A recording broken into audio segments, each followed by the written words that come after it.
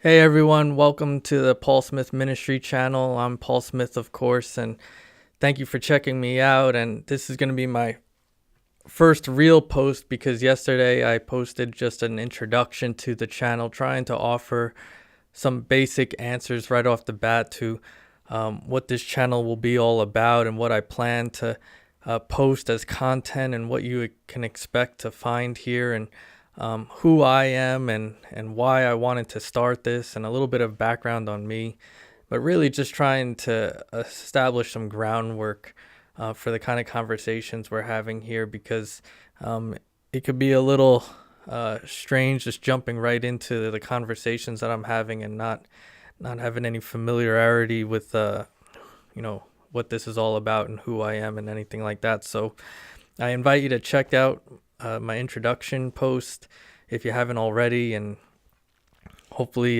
you'll be pleased with what I'm trying to do here, and that you'll join me and continue to check out this channel and join in the conversations, and hopefully we can go back and forth and make this a more mutual exchange. I really encourage all my viewers and all the people checking out my posts that, hopefully, after you see this video or even while you're watching it, just start sharing your comments or feedback or whatever, and just get involved in the conversation. I even encourage you or try to inspire you to make your own videos even as well. I think this is really great for all of us to get into these conversations and offer our voice. I know that there's, the national media and social media and things like that, and there are people already posting content, but I feel like, so many of us are so unique and have such unique perspectives and experiences and knowledge and training and background. So I think it's important for as many of us to offer whatever insights we have, whatever knowledge we have, and try to spread that and share that with as many people as possible, because I think it helps us grow. We help each other. I know I have a lot to learn, and hopefully you feel the same, and hopefully we can learn from each other as we engage in these kind of exchanges, whether through video or in person or whatever. I just say keep the conversations going. Keep striving to learn more. So hopefully, again, check out my introductory video for more about this kind of stuff. And for now, let me get into the first post, not take too much time to get started here. My first post is about sports and politics. Wow, I did not expect to jump right into the heavy stuff. I really was, inspired more by some of the more casual conversations, more of the sports talk and commentary on trivial things, I guess. That's kind of the stuff I'm also interested in getting into. But I just, throughout today, through watching the television and different media outlets, whether it be the news or the sports, and just hearing everyone talking about this subject, about the NFL changing their policy on the national anthem, and it's all in light of the past 2 years, I think, of athletes, from especially starting with Colin Kaepernick, who's been sort of the face of this kind of protest, kneeling during the national anthem, that the NFL has felt the need, their owners have felt the need to update their policy on this matter, or change, completely address this issue in their policies, because they have all sorts of reasons that I'll get into on why that had to happen. And there's been so much backlash from people in support of the protests, and then people with backlash, with people upset with those who are protesting and those who are supporting those who protest. So I'll get all into that in a second. But just I was seeing this on the news, and then I was going on social media, and the thing that really nudged me and really encouraged and inspired me to offer my take on this issue is a lot of my colleagues. Again, I'm a Methodist pastor, and I saw a lot of my colleagues posting on social media, and offering such great insight.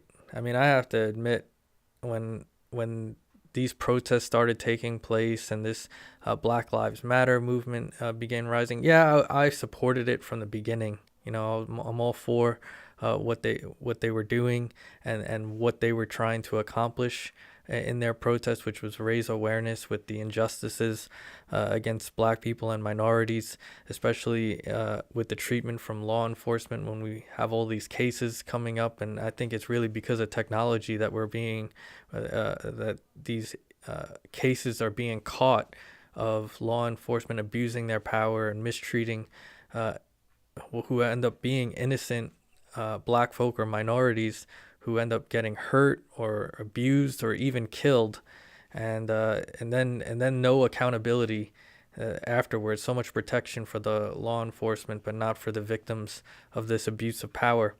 And sort of the kind of, I mean, that's really the light that's trying to be shined through these protests.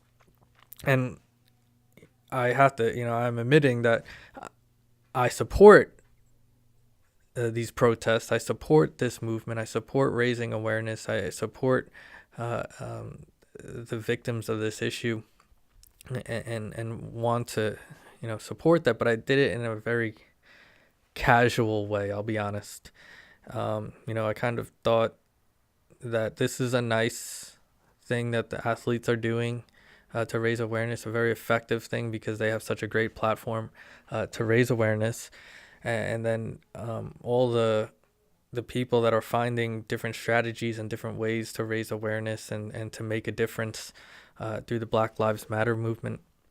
I've been, I guess, supporting it, but from a distance. From just in my own mind, in my own thoughts, and not really taking my own personal actions on this until really now, kind of sharing it more openly.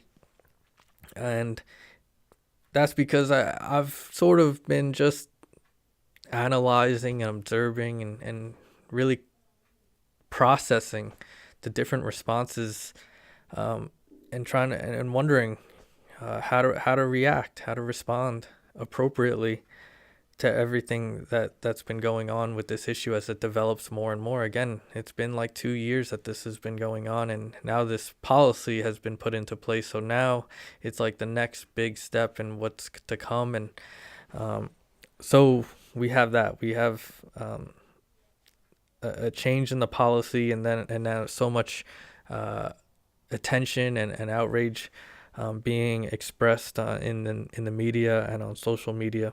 That kind of nudged me towards focusing on that today in my post. So again, I've supported the protest casually, and as I've been processing the responses to this issue, I always found myself being disappointed. Disappointed in how there are folks out there clearly on the other side. Not making any secret or about it or trying to hide it in any way. They're right, blatant out there, and being on the other side, and how they respond to this topic. I mean, I've heard folks outraged about these protests and how they're outraged that these athletes are kneeling during the national anthem, and therefore their action is, they're interpreting it. And I mean, they can interpret it this way. It's fair, I think, to say that they're disrespecting the flag and the nation and all who sacrifice for it. Clearly a protest is acting out of expectation, even acting against the rules or against the law, being disruptive. I mean, so when the athletes are making this decision to kneel, they're doing it for a reason, and they're doing it with the intention of being disruptive. So they're aware of what they're doing. They're aware, and they know that it would be an act that would get attention. They knew it would be an act that would disturb certain folks, and they're disturbing certain folks because they want to get your attention and raise awareness on the issue, on why they're choosing to kneel during this national anthem. And yet we can't even see or can't even open our eyes, can't even consider the issue that they're trying to raise because they're so outraged by the protest itself, by the act itself. It's so offensive to some people that they can't even consider why they're doing it. They don't even care. They're so upset. I mean, that's how much the outrage is there. And I just think, wow, if you compare the act of kneeling to a national anthem, the act of just putting a knee on the ground while we're singing an anthem to the, tributing to the nation, versus raising awareness of the offenses and the abuses and the mistreatment that people of color experience and the lack of accountability going on in the society, that there's more outrage for the protest versus the issue that the protests are trying to shine light on. Wow. I mean, I guess that's why I've sort of casually responded to this at first, because I'm just in shock that this is a reality, that this is really how people are responding to this issue, as if, like, I can't understand how we can't, I think it is disrespectful or inappropriate to kneel during the anthem, but yet for the purpose that they're doing it, it makes sense. Like, and even if you disagree with the protest, like, sure, yes, I want you to stand up, but can't you at least join in the outrage and the upsetness that people have for the injustice that they're trying to raise awareness for? Can't we at least be seeking more towards raising awareness and supporting and engaging that dialogue before trying to resolve the offense of protesting the national anthem? Like, it seems like that's the more urgent matter to most people versus the matter of injustices to the Black community, to minorities. And then I've heard folks who are upset about how both the media and those who support the protest, that we need to back off and respect the NFL as a business, for they have the right to look after their bottom line. And to me, again, when I hear this argument, I'm like cringing, because I'm just thinking, like, wow, you're more concerned about business and about people's right to make as much money as possible, however they choose to do it, and protecting their rights, again, versus the rights of victims of oppression and abuse and injustice. Ugh. It's like, where is our heart? Where is our values? Where is our mind in this world? I mean, that's where the outrage for me is just where people's hearts are, what they care more about than the issue that was originally trying to be raised with these protests. And then there are people who don't want the protests to be a part of the product. The customers, the people who really pressured the NFL, including, Trump, sort of influencing the customers, the community to respond in such a way that they made the NFL feel their presence and feel their backlash with their outrage for the protest, that they don't want to be paying money to support a product that is, expressing these views that they don't agree with. And so I understand that customers have a right to make that decision, and businesses have a right to institute policies. But again, what upsets me is that both the customers and these business people care more about their bottom line. They care more about their position of power. They care more about uh, their nation and their values and the things that they care about more than people of color. And it's just so apparent. And I guess that's what we call racism. I mean, this issue is revealing and uncovering some of the deeper issue in our nation. Like, and for the people to deny the reality of racism being exposed by this issue is in denial. You're in denial. And if I'm wrong about this, if you happen to be on the other side of this issue, I invite you to, share with me and share with us, all people on this side on my side of this issue, and to help us understand how this is not uh, a reflection of racism in our society. I mean, the idea that through all these people on the other side of this issue, who simply are upset and then, giving their feedback and pretty much calling for athletes to shut up and play basketball, shut up and play football, to not express your political view, uh, to not impose, or influence in any way, your views, your expressions, your speech on things. And I understand that businesses have a right to institute their policies. I understand that customers have a right to pay for what they want, and I'm not protesting that. I'm not speaking against that. I'm speaking against the attitudes that are being revealed through your responses to this issue, to what these folks want as an outcome from this policy being instituted, and from trying to get the athletes to not raise awareness on this issue, to not protest in this way, to just be quiet and find another way where we can ignore it.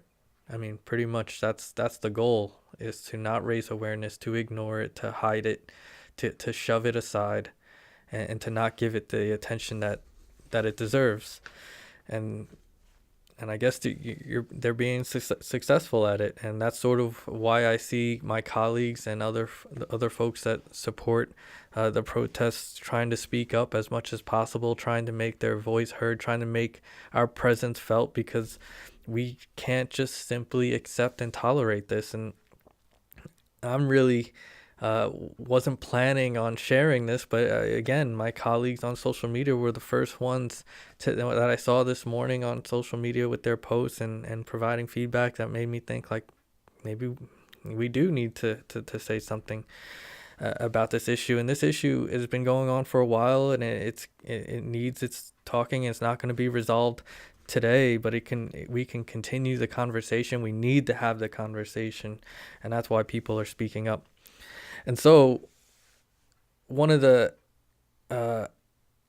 aspects of this issue that I want to speak more on is the role of sports and politics, the role of politics in sports, and how people should respond. Because I know growing up, I watched sports since I was a young kid, and I love to watch the games. I like to watch the highlights. I like to watch the sports shows and talk hosts speak about sports and tell the story of sports.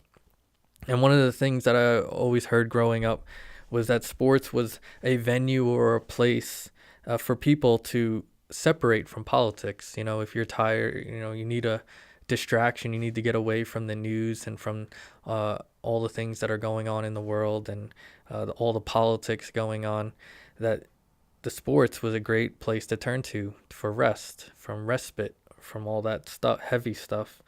especially after a tragedy. I remember like after 9/11, like, of course, when such a tragedy like 9/11 happened, everything in the world stopped. Everything in our society and nation stopped. Everyone is honed in and focused on what happened that day.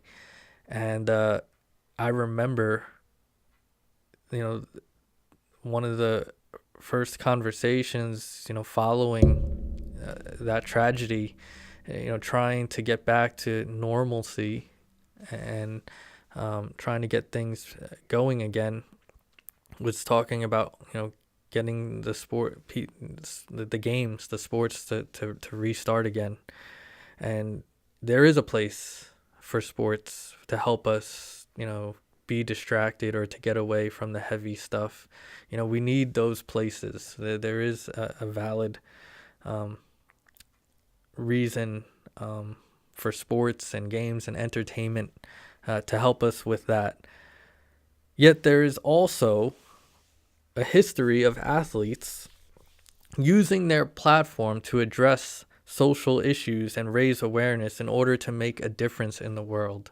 I mean, whether it came with segregation and racism, decades ago, and even to today, it's really still the same issue, I think, that we're still trying to raise awareness. We're still trying to address social issues. We're still trying to make a difference and use whatever platforms we can. And we know athletes and entertainers have such a great platform and influence in our culture and society that they're trying to use that, to raise awareness and make a difference.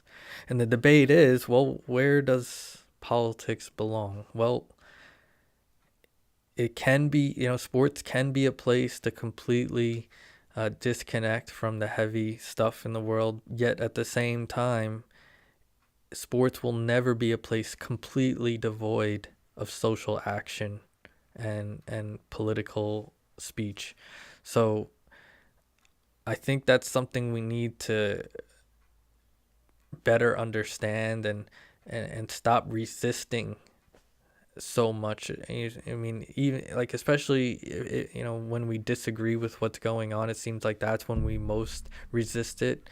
And I think instead of avoiding and ignoring and pushing away and trying to resist as much as possible this kind of connection and intersection between sports and politics, it's what really needs to happen is we need to have these conversations. We need to be talking about it more.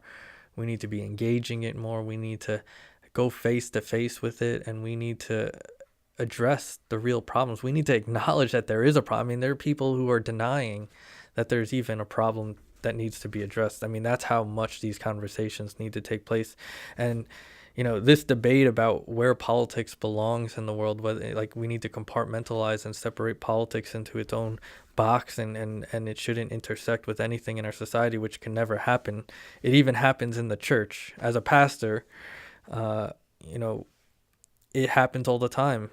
At the pulpit, we are called as a church, as a pastor in ministry, to use our voice and to use our position of leadership to speak to the injustices in the world, to serve the needs of our society and our community, to raise awareness of the oppressed and shine light on the darkness, expose the corruption and the evils in the world, and especially those in positions of power. So, there are going to be times, obviously, if we're doing that, if we are holding to our calling, that we're going to be speaking about social issues. And when social issues come up, that means politics are going to come up. And I know in the Methodist Church, we're not supposed to influence people in how to respond politically, meaning we're not supposed to tell people how to vote. Other than that, it is our job to be teaching and calling and inviting people to respond to our calling to live for justice, to seek peace, and to love our neighbors as we love ourselves. So if we are doing that, um, then politics and church are going to intersect. And people sometimes don't want that. I remember during the last presidential election, um, there were some gray areas where obviously there were some um, issues that had to be discussed, had to be spoken out against, because there was immorality, and there still is, and the corruption and evils being spewed from politicians' mouths and from their actions and being reported, both past and present. So sometimes we need to speak how we don't support that, we don't condone that, and as Christians, we really need to consider who best reflects our values and our and reflect the image of Christ in the world. So, in the church, sometimes politics and faith are going to intersect, and probably more often than not. And it's probably not being done enough, and sometimes it's not being done appropriately. Sometimes politics in the church is being mishandled and misused, where there are clergy and institutions that are supporting political parties, political views, and political activities that to me don't reflect Christ. And that's really concerning, and I'm really sorry for the church when us Christians fail to follow Christ. And hopefully we continue to work at it. We're all human beings, and we're all striving to get better at this, and that's sort of why we need these conversations even more. And to my last point, I know as a pastor, I've served 3 churches now, being in Woodstock now. This is my 3rd appointment. And at every church that I've served, there's always been an American flag in the sanctuary of the church.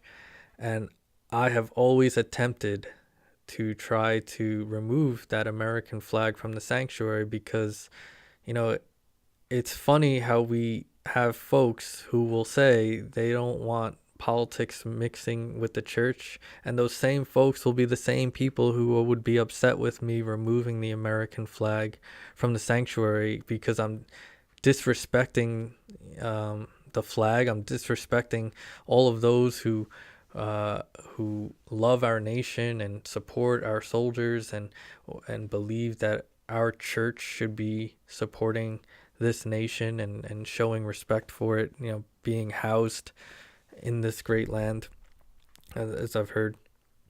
And for me, I've always had the position that, well, I'm okay with having the American flag if we're okay with having every flag from every nation in the church, because last I remember, we are all children of God, that we are all citizens of the kingdom of God, and that we serve one Lord, which is the Lord our God. So, we believe in a God who is Lord of every nation, who is, I know, I understand the whole gender issue with saying King of Kings and things like that, but we believe in a God who is above every nation and who reigns supreme. So, that's my theology, that's my faith. And so I don't want to be a part of promoting nationalism in a way that it's idolatry almost to me. I feel like there are people who love and praise and worship our nation more than they love and praise and worship our God. And that's a big concern for me as a pastor. And I feel the same way when I heard through this NFL policy change.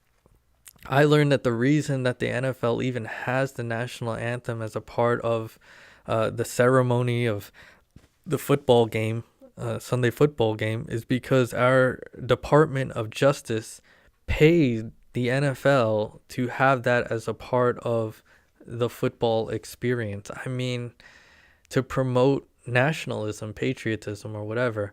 And it just I mean, I understand that I'm living among folks uh, who are just so devout and love this nation so much that I'm sure if they're listening to my perspective now, that I'm not I'm going to be upsetting a few folks, which I understand, and hopefully we can respectfully disagree, and you can tell me why I'm wrong and why I should consider your perspective. So again, comment, provide your feedback, and that's what this is all about. But from my perspective, I feel like in football, if we really think that politics shouldn't be a part of sports, then take the national anthem out. And there we go. There's no political statements. I mean, and take the American flag out of the church. These kind of things. And I'm sure for many folks that's detracting from what's really important today. What people are really concerned about.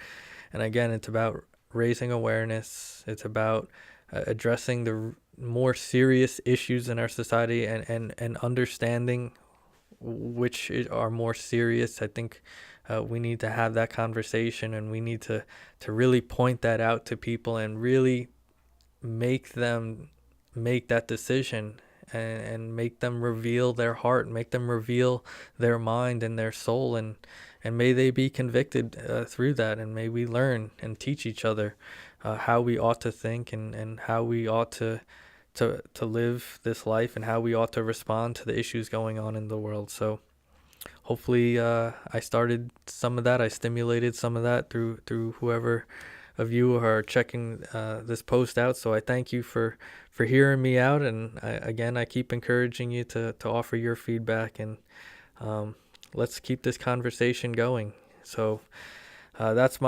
what's been on my mind and my heart today, and we'll see what happens until next time. So until then, thank you for joining me. Subscribe, comment, add your feedback, help me give me something to do to respond to this other than recording this video. So thank you everyone who supports me, and thank you for all those, even if you disagree with me, who are staying connected and joining this conversation. And I welcome you. I don't shun you away, and I'm here to listen. So hopefully we all feel comfortable here. Until next time, I'm Paul Smith. Peace.